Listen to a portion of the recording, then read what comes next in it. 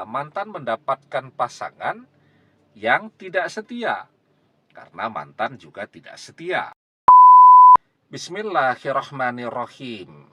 Assalamualaikum warahmatullahi wabarakatuh. Bapak-bapak, ibu-ibu, mas-mas, mbak-mbak, khususnya adik-adikku sekalian yang dirahmati Allah dimanapun Anda berada. Kembali di IIP Channel bersama saya, IIP Wijayanto. Kali ini kita akan membahas tema mantan yang mencampakkan juga akan merasakan dicampakkan. Banyak orang mungkin pernah merasakan dikhianati, dicampakkan oleh mantan yang amat sangat dia cintai, yang demi mantan ini dia sudah berkorban segalanya. Ya, orang-orang bijak dulu mengatakan habis manis sepah dibuang. Nah, jadi seperti orang makan tebu itu ya, begitu manisnya selesai dihisap habis, kemudian ampasnya dibuang. Nah, jadi mantan mencampakkan kita setelah kita melakukan segalanya untuk dia. Kenapa kita mau? Karena kita mencintainya dan kita berpikir bahwa mantan juga mencintai kita. Tapi ternyata sebagai manusia kan kita bisa keliru. Ternyata kita keliru. Mantan hanya pura-pura mencintai kita. Dan ketika kita sudah habis-habisan, dia pergi begitu saja. Nah, maka mantan yang sudah mencampakkan seperti ini, maka dia pun akan merasakan dicampakkan. Kita bisa melihat ada begitu banyak pengalaman hidup ya, orang-orang yang pernah begitu berjaya, begitu sombong dan seterusnya, tahu-tahu hidup berubah ya, dari segala kejayaannya menghilang. Dari segala kesombongannya, sekarang dia justru harus memohon-mohon dan meminta-minta bantuan dari orang lain.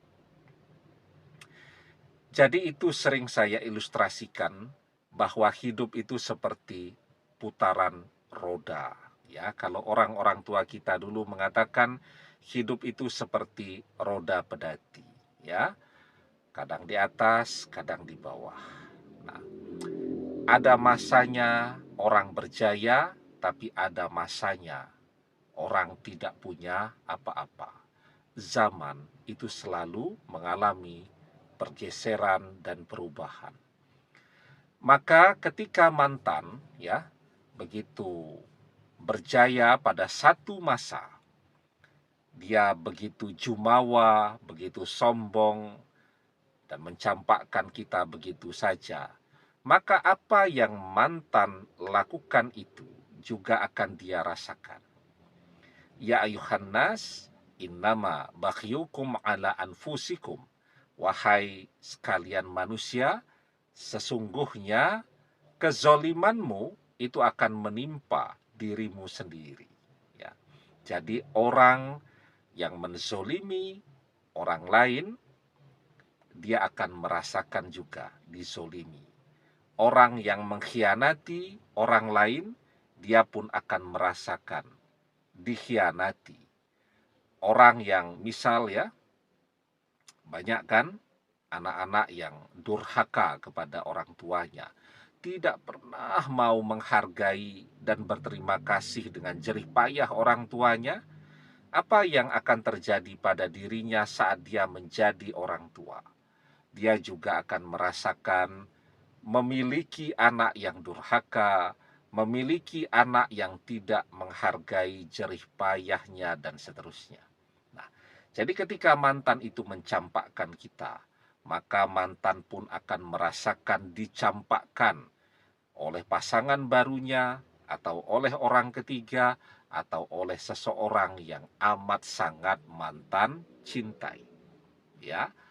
Entah karena mantan bangkrut, tidak punya apa-apa, kan zaman sekarang orang kan pengennya punya pasangan yang bisa mensejahterakan dia. Kalau pasangannya punya duit, dia mencintai.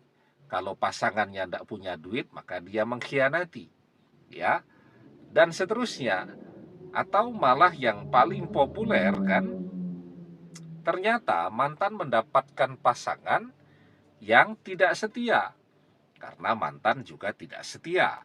Maka dia akan bertemu dengan seseorang yang juga suka mengkhianati. Nah, di situ tuh mantan juga akan merasakan betapa tidak enaknya, betapa menderitanya ketika dia dikhianati.